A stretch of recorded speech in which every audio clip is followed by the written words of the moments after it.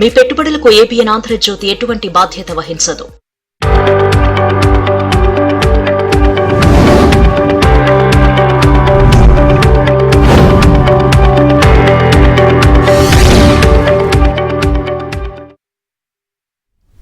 Good afternoon, welcome to ABN business. దేశీయ stock మార్కెట్లు భారీ లాభాలు కొనసాగుతున్నాయి. సెన్సెక్స్, నిఫ్టీ లాభాలు ట్రేడ్ అవుతున్నాయి. ONGC, coal India, BPCL, power grid corporation, Bajaj auto షేర్లు లాభాలు కొనసాగుతుండగా IndusInd bank, Eicher Motors, Britannia, Bharti Airtel, Asian paint షేర్లు నష్టాల్లో ట్రేడ్ అవుతున్నాయి. ఇక ఇవాళ మార్కెట్స్ సంబంధించిన అనాలిసిస్ అందించేందుకు, అలాగే కాలర్స్ కి తగు సూచనలు, సలహాలు ఇచ్చేందుకు మనతో పాటు ఉన్నారు ఇవాళ డాక్టర్ జీవీ రావు గారు, ప్రముఖ బిజినెస్ అనలిస్ట్. వారిని అడిగి మరిన్ని విషయాలు తెలుసుకున్నాం. రావు గారు నమస్కారం. నమస్తే అండి. రావు గారు, ఇవాళ మార్కెట్లు భారీ లాభాల్లో కొనసాగుతున్నాయి. సో గ్లోబల్గా ఈ మధ్య చూస్తే మన ఇటీవల కాలంలో బాగా భారీ నష్టాలని చవి చూశాయి. సో గ్లోబల్ ఇంపాక్ట్ మన మీద ఉందా? గ్లోబల్ క్యూస్ యొక్క ఇంపాక్ట్ మన ఎకానమీ మీద ఎంత వరకు ఉందండి?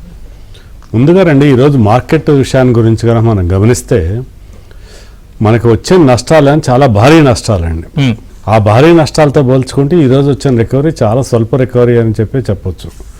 నిన్న కూడా నిజానికి మార్కెట్లు ఓపెనింగ్ లో లాభాల్లో స్టార్ట్ అయినప్పటికీ క్లోజింగ్ లో నష్టాల్లోనే క్లోజ్ అయ్యాయి. ఓవరాల్ గా ఈ 2-3 రోజుల్లో ఇన్వెస్టర్ల యొక్క సంపద భారతదేశంలో 22 లక్షల కోట్ల రూపాయలు ఆవిరైందని చెప్పొచ్చు. అయితే ఇంత నష్టానికి ప్రధానమైనటువంటి కారణం కేవలం గ్లోబల్ క్యూసేనా, లేకపోతే ఇండియాకి మాత్రమే రిలవెంట్ అయినటువంటి మరేదన్నా అంశాలు ఉన్నాయా అని కనుక పరిశీలిస్తే ప్రధానమైన అంశం అయితే మాత్రం గ్లోబల్ క్యూసేనండి. అంటే ఇక్కడ ఏంటంటే ఇంటర్నేషనల్గా మనకి రష్యన్ ఫియర్స్ అనేవి ఎక్కువగా ఉన్నాయి. అంటే అమెరికా రష్యన్లోకి వెళ్ళిపోతుంది అనేటువంటి భయాలు ఉన్నాయి. దానికి మించి యుద్ధ వాతావరణం అనేటువంటిది, అంటే ప్రపంచ అశాంతి అనేటువంటిది రోజు రోజుకి కూడా పెరిగిపోతున్నప్పుడు, ఒక దేశానికి ఇంకో దేశానికి మధ్య యుద్ధాలు జరుగుతున్నప్పుడు దాని యొక్క ప్రభావం ప్రపంచవ్యాప్తంగా కూడా ఉంటుంది. కేవలం ఆ 2 దేశాలకే కాకుండా ఇవి అంతర్జాతీయ పరిణామాలు. అయితే ఈ అంతర్జాతీయ పరిణామాలకు తోడుగా భారతదేశానికి మాత్రం మరి కాస్త అదనంగా వచ్చినటువంటి ఇబ్బంది బంగ్లాదేశ్ రూపంలో వచ్చింది. బంగ్లాదేశ్లో ఉండేటువంటి అన్రెస్ట్ ఏదైతే ఉందో దాని యొక్క ప్రభావం యూరోప్ మీద, అమెరికా మీద ఉండకపోవచ్చు, కానీ భారతదేశ ఆర్థిక వ్యవస్థ మీద మాత్రం ఉండే అవకాశం ఉంది.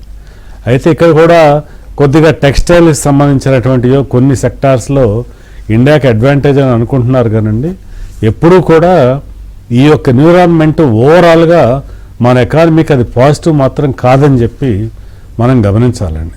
అంటే గ్లోబల్ క్యూస్ అన్ఫేవరబుల్గా ఉండే, ఇండియాకి కూడా ఇదొక అన్ఫేవరబుల్ ఫ్యాక్టర్. అలాగే మన ఇన్ఫ్లేషన్ కూడా ఆశించిన స్థాయిలో కంట్రోల్ లేకపోవటం అనేది మరో ఫ్యాక్టర్ అండి. ఇవన్నీ కూడా మార్కెట్ల మీద ప్రభావం చూపిస్తున్నాయని చెప్పొచ్చు. రైట్ రావు గారు, మీతో మాట్లాడడానికి కిషన్ గారు కరీంనగర్ నుంచి కాల్ చేశారు. కిషన్ గారు నమస్కారం. ఏ స్టాక్స్ గురించి తెలుసుకోవాలనుకుంటున్నారు? డాక్టర్ జీవీ రావు గారు ఉన్నారు ఇవాళ మనతో పాటు, అడగండి. రావు గారు నమస్కారం అండి. నా దగ్గర పిటిసి ఇండియా అని ఒక 100 ఉన్నాయి, ఇంకొకటి నీల్ కమల్ ఫర్నిచర్ అవి ఒక 100 ఉన్నాయి. 2 లాభాల్లో ఉన్నాను. ఈ మార్కెట్ లో ఉండమంటారా, ఎగ్జిట్ కమ్మంటారా? ఫండమెంటల్స్, టెక్నికల్స్ ఎలా ఉన్నాయి? పీటీసీ ఇండియా విషయానికి వచ్చినప్పుడు ఫండమెంటల్గా చాలా strong company, regular dividend paying company. మీరు టెంపరీ మార్కెట్ ఆటుపోట్లతో సంబంధం లేకుండా పీటీసీ ఇండియాని హోల్డ్ చేయొచ్చండి. లేకపోతే నీల్ కమల్ విషయానికి వచ్చినప్పుడు మీరు ప్రాఫిట్స్లో ఉంటే ఈరోజు ప్రాఫిట్ బుక్ చేసుకోవటం మంచిదండి. నిజానికి ఇప్పుడు మార్కెట్లో ఆటుపోట్లు ఎక్కువగా ఉండి మార్కెట్ కరెక్షన్స్ కొనసాగే అవకాశాలు ఉన్నప్పుడు ఇటువంటి కంపెనీలో ప్రాఫిట్ తీసుకోవటం అనేటువంటిది అడ్వైజబుల్. సో మీరు అడిగినట్టు రెండిట్లో నీల్ కమలా ఇమీడియట్గా ప్రాఫిట్ బుక్ చేసుకోండి. పీటీసీ ఇండియా వచ్చేసి లాంగ్ టర్మ్ కోసం కంటిన్యూ చేయండి. రైట్ రావు గారు. నెక్స్ట్ కాలర్ రవికుమార్ గారు అద్దంకి నుంచి కాల్ చేశారు. రవికుమార్ గారు నమస్కారం. ఏ స్టాక్స్ గురించి తెలుసుకోవాలనుకుంటున్నారో అడగండి. నమస్తే అండి. జేఎం ఫైనాన్షియల్ దాదాపు నేను ఒక 4 to 5 months నుంచి హోల్డ్ చేస్తున్నాను. ఆల్మోస్ట్ 85 వరకు నేను ఎవరేజ్ చేసుకున్నాను. 20% ప్రాఫిట్ లో ఉన్నాను. కానీ నిన్న రిజల్ట్స్ వచ్చిన తర్వాత కూడా ఆ స్టాక్ మూవ్మెంట్ ఉంచుకోమంటారా, తీసేయమంటారా?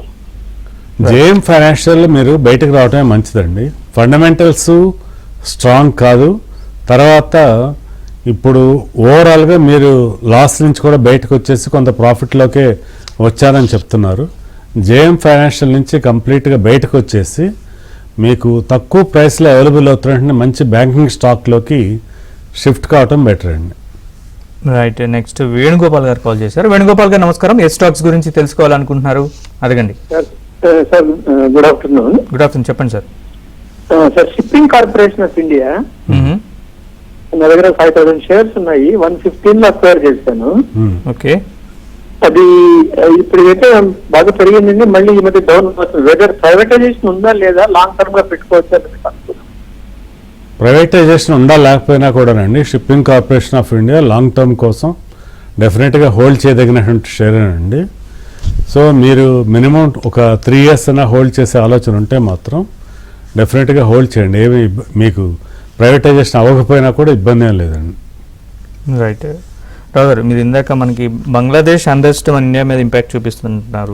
సో అంటే బంగ్లాదేశ్ ఇండియా మీద ఆధారపడుతుంది కదా, ఇంపోర్ట్స్ అవి, వాటి గురించి అది ఏ విధంగా ఇంపాక్ట్ చూపిస్తుంది? మీరు అక్కడ అర్థం చేసుకోవాల్సిన విషయం ఏంటంటే అండి, మన నైబరింగ్ కంట్రీస్ మనకి శ్రీలంక అయినా లేకపోతే ఇట్లా మాల్దీవ్స్, నెక్స్ట్ ఇటు బంగ్లాదేశ్, వీటన్నిటితోటి కూడా మనకి ఎంత స్నేహ సంబంధాలు బాగుంటే మన ఇండియాకి డిఫెన్స్ మీద మనం పెట్టాల్సిన పెట్టుబడి అంత తక్కువ ఉంటుందండి. రైట్, ఆ పాయింట్ ఆఫ్ వ్యూలో ఎప్పుడైతే మీకు నైబరింగ్ కంట్రీస్లో సెక్యూరిటీని వీక్ చేయాలని చెప్పి ఒకవైపు పాకిస్తాను, మరోవైపు చైనా పొంచి ఉంటాయండి.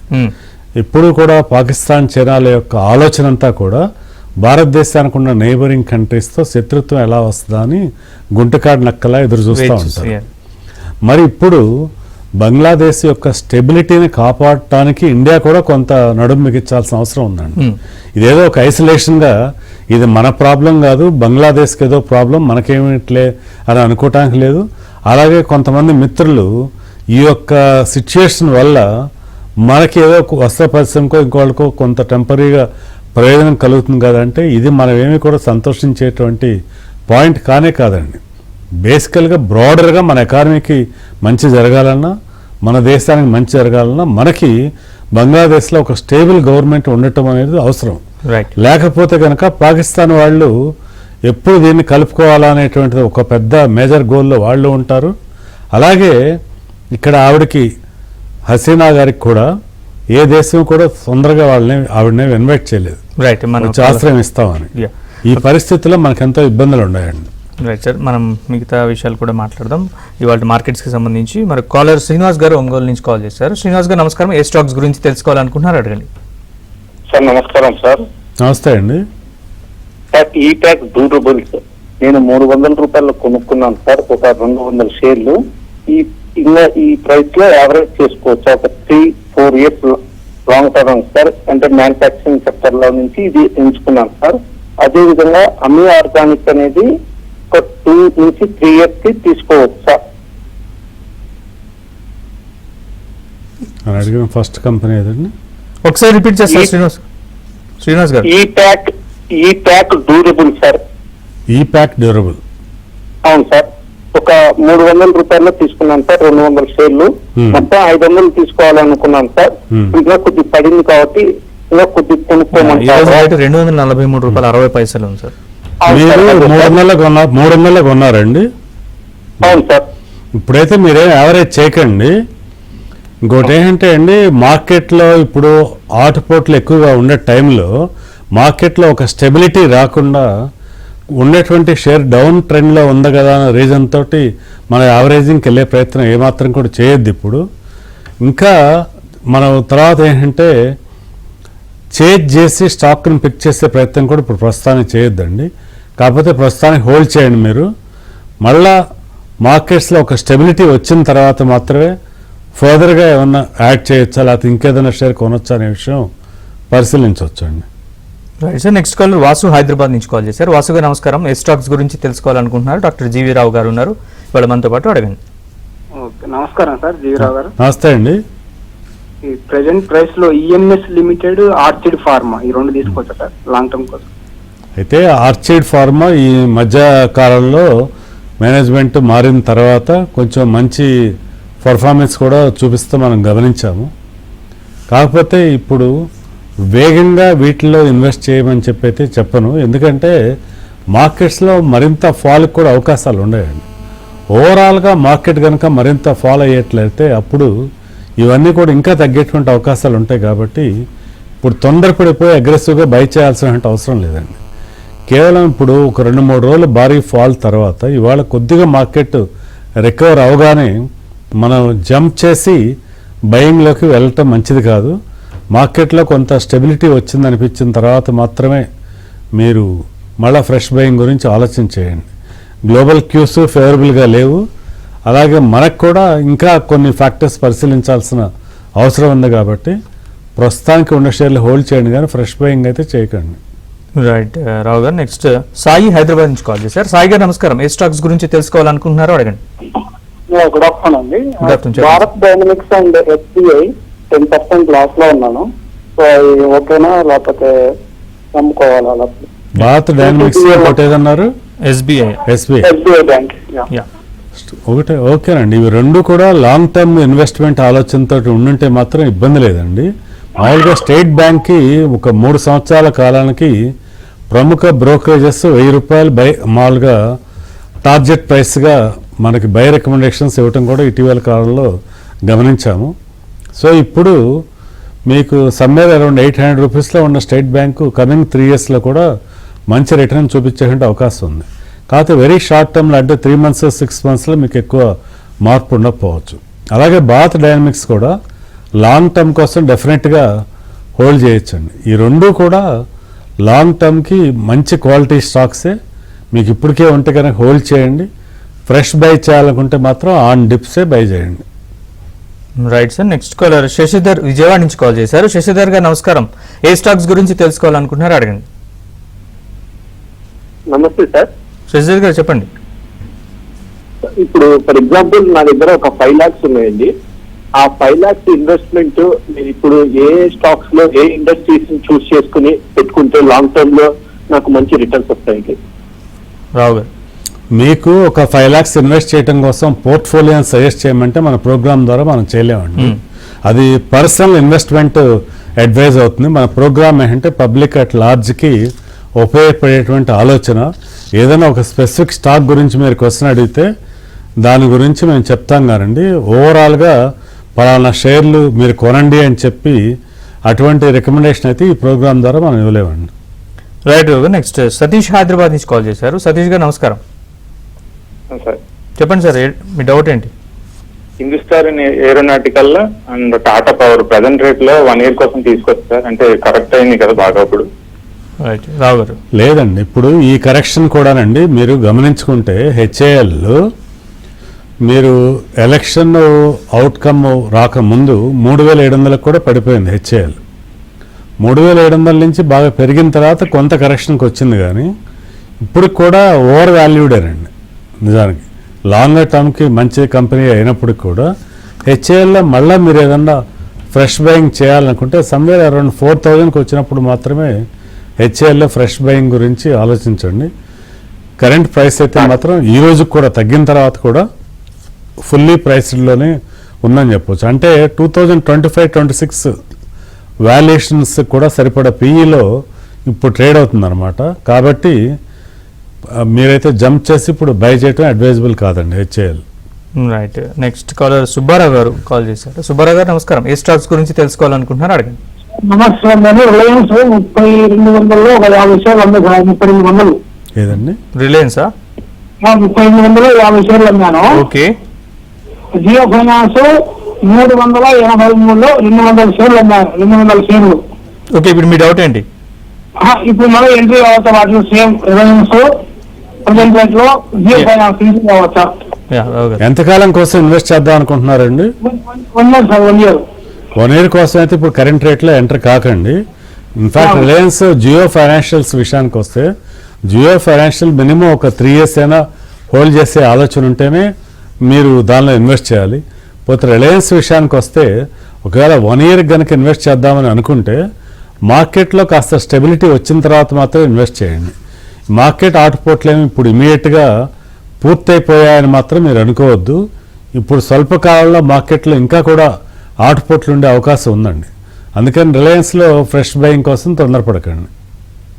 రైట్. నెక్స్ట్ మూర్తి కాకినాడ నుంచి కాల్ చేశారు. మూర్తి గారు నమస్కారం. ఏ స్టాక్స్ గురించి తెలుసుకోవాలనుకుంటున్నారు అడగండి. మూర్తి గారు మీ ఆడియో డిస్టర్బెన్స్ ఉంది. ఫోన్ మ్యూట్, టీవీ మ్యూట్ లో పెట్టి డైరెక్ట్ గా ఫోన్ లో మాట్లాడండి. అది టీవీ వాల్యూమ్ తగ్గించమంటారా? యా, మ్యూట్ లో పెట్టినా పర్లేదు. ఒక నిమిషం అండి. అంటే నాకు వినపడదు కదా ఆయన చెప్పేది. మీరు ఫోన్ లో డైరెక్ట్ గా ఫోన్ లో వినండి. Okay okay, correct correct correct, yes you're correct. Yeah please చెప్పండి మీరు. హలో, నమస్కారం అండి. నమస్తే సార్, చెప్పండి. డౌట్ ఏంటి సార్? అది టాటా స్టీల్ హోల్డింగ్ లో ఉన్నాయండి. ప్రెజెంట్ కండిషన్ లో I can hold it or with draw.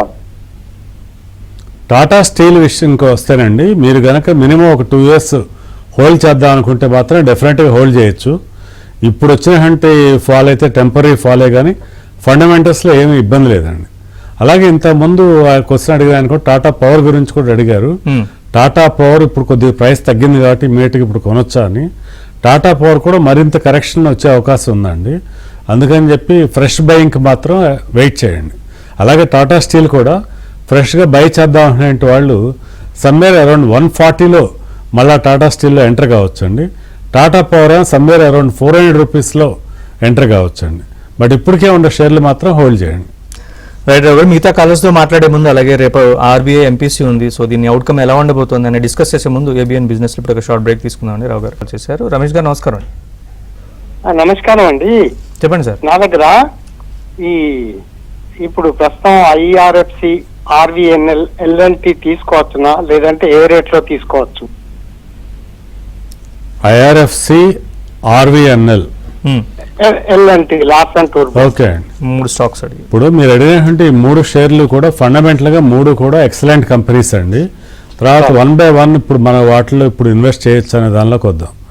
RVNL విషయానికి వస్తే, ఆర్వీఎన్ఎల్ 2025-26 యొక్క ఫలితాలకు కూడా సరిపడా వాల్యూలు ఇప్పుడుంది.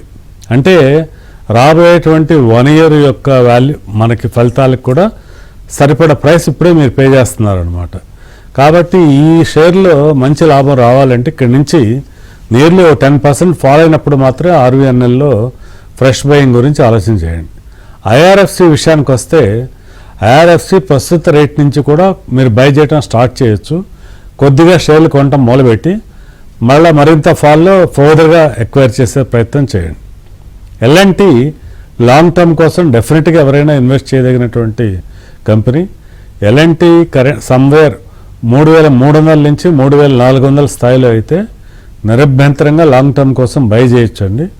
లేదు ఇప్పటి నుంచి కూడా ఒకవేళ బై చేస్తున్నా కూడా స్మాల్ క్వాంటిటీని బై చేయడం స్టార్ట్ చేసి ఎవరి డిప్లో మరికొన్ని షేర్లు యాడ్ చేయండి. రైట్ రావు గారు. నెక్స్ట్ ప్రసాద్ గారు కాల్ చేశారు. ప్రసాద్ గారు నమస్కారం. ఏ స్టాక్స్ గురించి తెలుసుకోవాలనుకుంటున్నారు అడగండి. సార్ నమస్కారం అండి.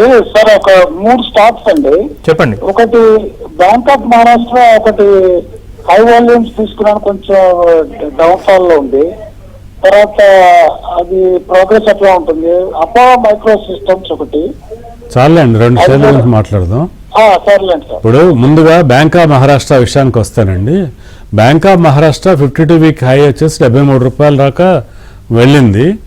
తర్వాత ఎంతో లో కూడా ఉందనుకోండి వాల్యుయేషన్. ఇప్పుడు కూడా ప్రజెంట్ సమ్వేర్ అరౌండ్ 62లో 63లో ట్రేడ్ అవుతుంది. 62 రూపాయలు అంటే ఇప్పుడు కూడా దానికి అది రీజనబుల్ వాల్యుయేషన్ అండి. బ్యాంక్ ఆఫ్ మహారాష్ట్ర దాని యొక్క బుక్ వాల్యూ పరంగా, పిఈ రేషియో పరంగా చూసుకుంటే అదే రంగంలో ఉండేటువంటి మిగతా బ్యాంక్స్తో పోల్చుకుంటే ఇప్పుడు కూడా అట్రాక్టివ్ వాల్యుయేషన్లోనే మీకు అవైలబుల్ అవుతుంది అనమాట. నిజానికి ఇప్పుడు కూడా ఒక 20% ప్రైస్ టార్గెట్తో ఒక 18 months కోసం అని చెప్పి బ్యాంక్ ఆఫ్ మహారాష్ట్ర ఇప్పుడు కూడా బై చేయొచ్చండి. మీకు ఇప్పటికే ఉన్న షేర్లు నిరభ్యంతరంగా హోల్డ్ చేయండి. ఇక్కడి నుంచి సేల్ చేయాల్సిన అవసరం లేదు. మరికొన్ని షేర్లు కూడా యాడ్ చేసుకోవచ్చండి నిదానికి. అపోలో మైక్రో సిస్టమ్స్ ప్రైస్ చూడండి, 112 ఉంది సార్. అపోలో మైక్రో సిస్టమ్ కూడా మీరు ఒకవేళ ఇప్పటికే కనుక కొనుంటే మాత్రం ప్రస్తుతానికైతే మీరు హోల్డ్ చేయండి, ఫర్దర్ యాడింగ్ అయితే చేయకండి. Right sir. నెక్స్ట్ మూర్తి గారు పూణే నుంచి కాల్ చేశారు. మూర్తి గారు నమస్కారం. నమస్కారం రావు గారు. నమస్కారం సార్. నమస్తే అండి. యాక్చువల్లీ సార్ నా దగ్గర రిలయన్స్ పవర్ 2000 షేర్లు ఉన్నాయి సార్. నేను అది మొన్న ఈ మధ్య తీసుకున్నాను, 31.50 తీసుకున్నాను. ఇంకోటేమో MTNL ఉన్నాయి సార్ 1500. MTNL సార్, MTNL అది లాస్ లో ఉన్నాను సార్. అది యాక్చువల్ గా నేను 70 రూపీస్ తీసుకున్నాను, ఇప్పుడు తక్కువ అయింది. ఏం చేయమంటారు సార్ ఈ రెండింటికి? ఇవి రెండు కూడా అండి యాక్చువల్ గా ఇక్కడ నుంచి ఎక్కువగా మీరు గ్రోత్ ఎక్స్పెక్ట్ చేయదగినటువంటి స్టాక్స్ ఏం కాదు. రిలయన్స్ పవర్ ఒకవేళ మీరు ప్రాఫిట్లో ఉంటే ఇమీడియట్ ప్రాఫిట్ బుక్ చేసుకోండి. అలాగే MTNL కూడా ఇక్కడ నుంచి ఏదో మీకు మంచి రిటర్న్ ఇస్తానేటువంటి ఆశ అయితే లేదు. దీని నుంచి కూడా ఎగ్జిట్ కావటమే మంచిదండి, లాస్ మినిమైజ్ చేసుకుంటూ. ఇంకా హోల్డ్ చేసినా కానీ లాస్లు పెరిగే అవకాశాలే ఎక్కువగా ఉన్నాయండి. సో ఇవి రెండు కూడా హై రిస్క్ లో గెయిన్ పాసిబిలిటీ ఉన్నటువంటి షేర్లు అండి. విపరీతమైన రిస్క్ అపటైట్ ఉండి మార్కెట్లో కొంత ప్లే చేద్దాం అనుకునే వాళ్ళు ఉంచవచ్చు కానండి, లేకపోతే వీటిలో పెద్దగా వాల్యుయేషన్ పరమైన కంఫర్ట్ అయితే లేదండి. రైట్ సార్, నెక్స్ట్ అమలాపురం నుంచి VVN నాయుడు కాల్ చేశారు. నాయుడు గారు నమస్కారం, ఏ స్టాక్స్ గురించి తెలుసుకోవాలనుకుంటున్నారో అడగండి.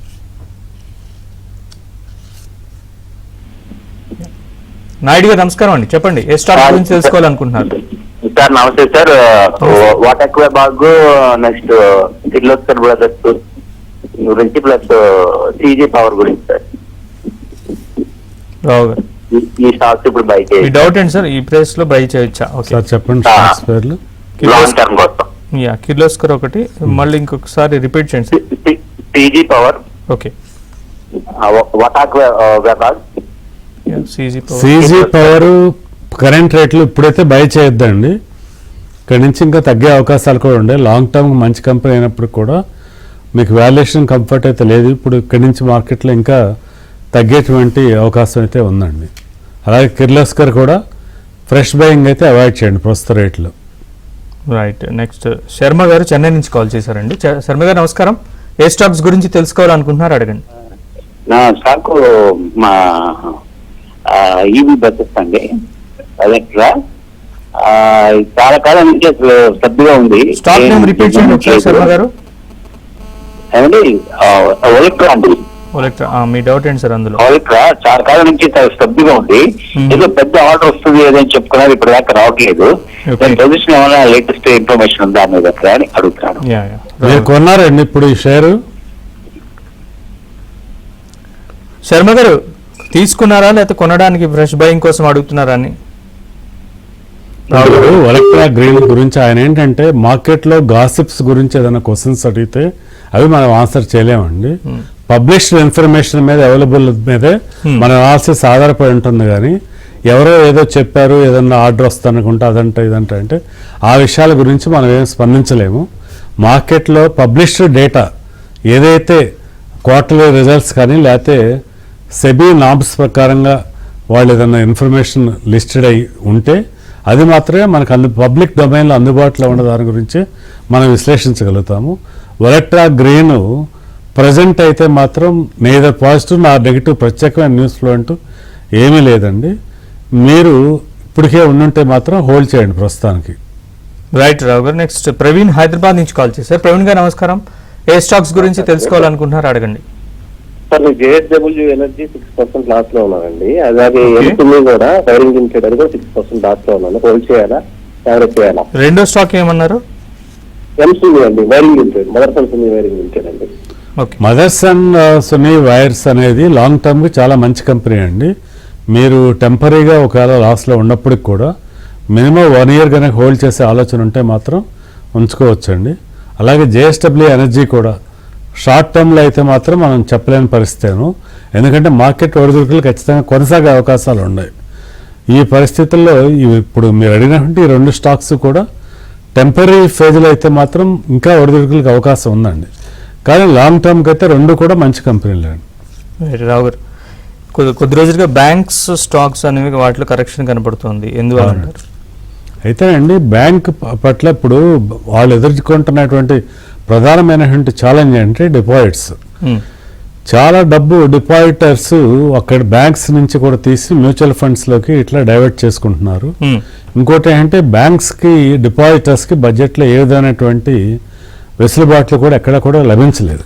అంటే బ్యాంకులో వేసినటువంటి FDల మీద 100% ఆఫ్ ద ఇంట్రెస్ట్ ఇన్కమ్ మీద ఫుల్ ఫెడ్జ్డ్ నార్మల్ ట్యాక్స్ స్లాబ్ ప్రకారంగా ఇంట్రెస్ట్ రేట్లు పడుతున్నాయి. అంటే ఇప్పుడు సీనియర్ సిటిజన్స్ ఎవరైనా డబ్బు దాచుకున్నా కూడా ఇప్పుడు వాళ్ళు ఒక 20 లక్షల రూపాయల వడ్డీ ఆదాయం వచ్చిందనుకోండి ఒక 1 yearలో, అంటే 20 lakhs మీద కూడా స్లాబ్ రేట్స్ ప్రకారంగా ట్యాక్స్ పడుతుంది. కాబట్టి ఎక్కువ మంది బ్యాంక్ డిపాజిట్స్ మీద ఆసక్తిని తగ్గించుకుంటూ వచ్చారు. ఈ పరిస్థితిలో బ్యాంక్స్ వడ్డీ మనకి డిపాజిట్లు కావాలంటే వడ్డీ రేట్లని పెంచాల్సిన నీడ్ వచ్చేసింది వాళ్ళకి. దాంతో నెట్ ఇంట్రెస్ట్ ఇన్కమ్ మార్జిన్స్ తగ్గాయి. అలాగే రిజర్వ్ బ్యాంక్ యొక్క నిబంధనలన్నింటినీ కూడా ఇంప్లిమెంట్ చేయడంలో కూడా కొన్ని ఇబ్బందులు ఎదుర్కొన్నారు. అంతర్జాతీయ పరిణామాలు కూడా బ్యాంకులకి అంత పాజిటివ్గా పరిణమించలేదండి. ఈ కారణాలన్నిటి వల్ల బ్యాంకులకు ఒత్తిడి గురవుతున్నాయి. మనం ఈరోజు కూడా గమనిస్తుంటే కనుక ఇవాళ ఇండస్ఇండ్ బ్యాంక్ షేరు 52-week లోని టచ్ చేసిందండి. అలాగే మన ఐడిఎఫ్సి ఫస్ట్ బ్యాంక్ కూడా ఆల్మోస్ట్ 52-week లోలో ఉంది. ఐడిఎఫ్సి కూడా 52-week లోలో ఉన్నాయి. ఇవన్నీ కూడా లాంగర్ టర్మ్ కోసం చాలా మంచి బెట్స్. తర్వాత బ్రేక్ ముందు మనం మాట్లాడుకుంటున్నట్టుగా రేపు రిజర్వ్ బ్యాంక్ ఎంపీసీ మీట్లో ఏం జరగబోతుంది అనే దాని మీద కూడా ఒక సర్వే చేస్తే 100% ఆఫ్ ద అనలిస్ట్ ఒక యునానిమస్ ఒపీనియన్ ఏం చెప్పారంటే రేపు ఏమీ జరగదు, రెపో రేట్ విషయంలో స్టేటస్ కోనే మెయింటైన్ అవుతుంది అని చెప్పారు. కొన్ని వారాలుగా అదే వస్తుంది. అంటే లాస్ట్ ఒక 8 times ఎంపీసీ మీట్లో రెపో రేట్స్ అనేది స్టేటస్ కోలోనే ఉంచారు. ఈసారి కూడా అది స్టేటస్ కోలోనే ఉండే అవకాశం ఉందండి. ఎందుకంటే రిజర్వ్ బ్యాంక్ ఆశించినటువంటి 4% లెవెల్ ఆఫ్ ఇన్ఫ్లేషన్ రేట్కి రావటం అనేది సాధ్యపడేది కాదు ఇప్పుడు. కాబట్టి ఈసారి కూడా స్టేటస్ కోనే ఉంటుందండి. అదే 100% ప్రెడిక్షన్ అందరు అనలిస్టులు కూడా చెప్పినటువంటి opinion. Right, thank you very much Rao గారు.